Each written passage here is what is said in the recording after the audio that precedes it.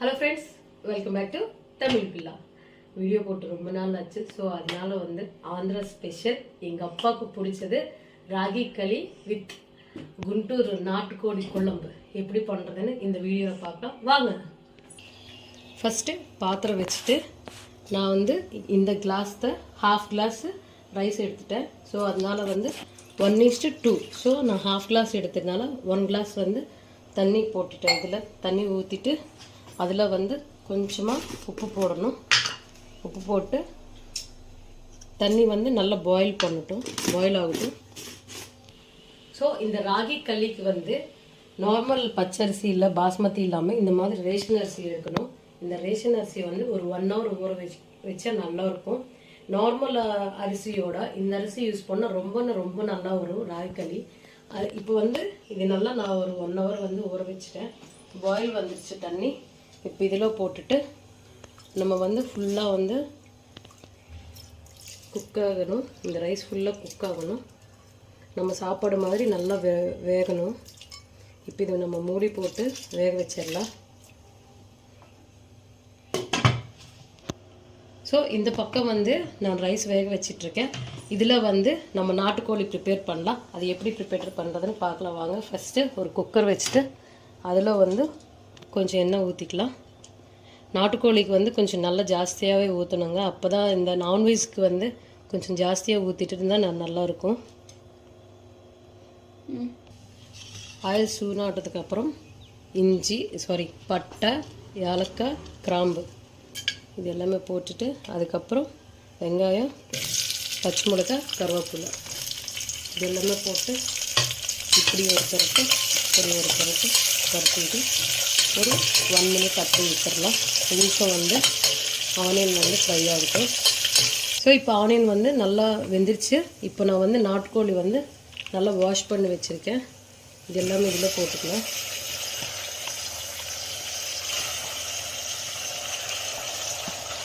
So இப்போ இந்த சிக்கனில் கொஞ்சமாக மஞ்சள் பொடி,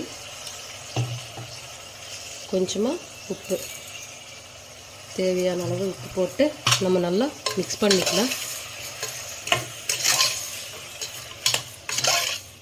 ஸோ இப்போ இதுக்கு நம்ம இப்படி முடி போட்டு ஒரு 5 நிமிஷம் வேக வச்சிடலாம். அந்த சிக்கனில் இருக்கிற குழம்பு வெளியில் வரணும். ஸோ இப்போ இதுக்கு நம்ம மசாலா ரெடி பண்ணிக்கலாம். தேங்காய், இஞ்சி, பூண்டு, கிராம்பு, ஏலக்காய், கொஞ்சம் பட்டை இதெல்லாம் சேர்த்து நம்ம அரைச்சிக்கலாம். இப்போ மிக்சியில் பாருங்கள். இப்போ சிக்கன்லேருந்து தண்ணி நிறைய வெளியில் வந்துடுச்சு. இப்போ நான் இந்த மாதிரி ஃபுல்லாக நைஸாக அரைச்சி வச்சுருக்கேன். இப்போ இதில் நம்ம ஒரு 3 ஸ்பூன் போட்டுக்கலாம். 3, 6, 4 உங்களுக்கு எந்த அளவுக்கு குழம்பு திக்காக இருக்கணுமோ. நம்ம மசாலா எல்லாமே போட்டு இந்த மாதிரி நல்லா பச்சை ஸ்மெல் போகிற வரைக்கும் கொஞ்சம் நேரம் மூடி வைக்காமல் இப்படியே வேக வச்சிடணும். இப்போது நம்ம இதில் கொஞ்சம் ரெட் சில்லி பவுடர் போட்டுக்கலாம். இது எங்கள் ஆந்திரா ரெட் சில்லிங்க. நல்லா ஸ்பைஸியாக இருக்கும், நல்ல கலர் வரும். இந்த இதுக்கு கொஞ்சம் காரமாக இருந்தாவே நல்லாயிருக்கும். ஸோ அதனால் நீங்கள் எந்த அளவுக்கு காரம் சாப்பிடுவீங்களோ அந்த அளவுக்கு நீங்கள் போட்டுக்கோங்க. நான் ஒரு 2 ஸ்பூன் போட்டேன். இந்த மாதிரி நல்லா மிக்ஸ் பண்ணுங்க. ஸோ இப்போ இதில் கொஞ்சமாக தண்ணி ஊற்றிட்டு நம்ம ஒரு 3-4 விசில்ஸ் வர வரைக்கும் நம்ம வெயிட் பண்ணலாம். இப்போ இதுக்கு நம்ம மூடி வச்சுட்டு ஒரு 4 விசில்ஸ் வர வரைக்கும் வெயிட் பண்ணலாம். அதுக்குள்ளே இது பார்க்கலாம் வாங்க. பாருங்கள், ஃபுல்லாக வெந்துருச்சு. ரைஸ் ஃபுல்லாக நல்லாவே வெந்துருச்சுங்க. கொஞ்சம் தண்ணி இருக்குது. இப்போ அந்த தண்ணி இருக்கும்போது இந்த ராகி பவுடரு நான் 1 கிளாஸுக்கு 1 கப்பு யூஸ் பண்ணுவேன். ஏன்னா அப்போ தான் நல்லாயிருக்கும், கொஞ்சம் சாப்பிட்றதுக்கு நமக்கு நல்லா சக்தியும் கிடைக்கும். ஸோ இதெல்லாம் இப்படி போட்டுட்டு ஒரு 2 மினிட்ஸ் இல்லை, ஒரு 1 minute ஸ்லோ ஃப்ளேம் வச்சு இப்படியே மூடி வச்சுருங்க. அது நல்லா கொஞ்சம் பபுள்ஸ் வரும், அது நல்லா குக் ஆகும் பபுள்ஸ் ஸோ 1 minute அப்புறம் பாருங்கள் நல்லா பபுள்ஸ் வந்துருச்சு. இப்போ இது நல்லா நம்ம இப்படி மிக்ஸ் பண்ணிக்கலாம். நல்லா மிக்ஸ் பண்ணணும். இந்த ஸ்டேஜில் நீங்கள் ஸ்டவ் ஆஃப் பண்ணிக்கோங்க.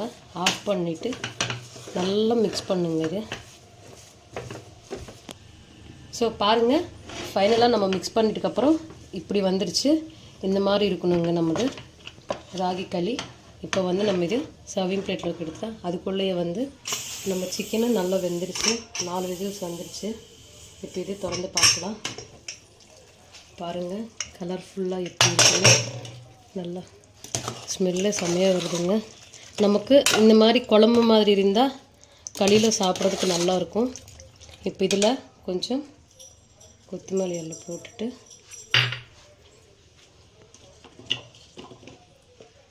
இது வந்து நாங்கள் வீட்டில் அரைச்ச மசாலா, கரம் மசாலாங்க. இது ஒரு 3 ஸ்பூன் போட்டு நல்லா மிக்ஸ் பண்ணணும். இப்போ இது நம்ம சர்விங் பிளேட்லோக்கி எடுத்துக்கலாம். இந்த ராகி களி வந்து இப்படி சாப்பிட்டா நல்லா இருக்காதுங்க.